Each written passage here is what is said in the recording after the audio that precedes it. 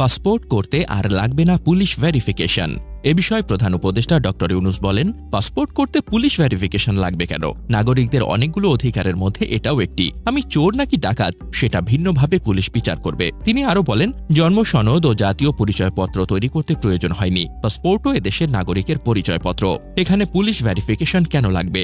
আমরা আইন করে দিয়েছি, এখন থেকে পুলিশ ভেরিফিকেশন লাগবে না। এ সময় সম্মেলনে অংশ নেওয়া জেলা প্রশাসকরা হাততালি দেন। তবে ডক্টর ইউনূস বলেন, তালি দেখে মনে হলো এই কথা গ্রামগঞ্জে পৌঁছেনি, অথচ কিছুদিন আগেই আমরা এমন সিদ্ধান্ত দিয়ে বসে আছি। তাই সরকার আর নাগরিকদের মধ্যে এমন দূরত্ব যেন না থাকে খেয়াল রাখতে হবে। প্রধান উপদেষ্টা আরও বলেন, মধ্য বয়সে কিংবা শেষ বয়সে কোথাও যাওয়া দরকার, পাসপোর্ট করা লাগবে, এজন্য জন্ম নিবন্ধন লাগবে। সেই আমলে কে জন্ম নিবন্ধন করত জানা নেই, কিন্তু পাওয়া যায়। পয়সা দিলে ঠিকই চলে আসে। পয়সা দিলে যখন আসে, না দিলেও আসার কথা। এই সিস্টেম আমরা করতে পারছি না কেন? এটা তো আসলে নাগরিকদের অবশ্য প্রাপ্য।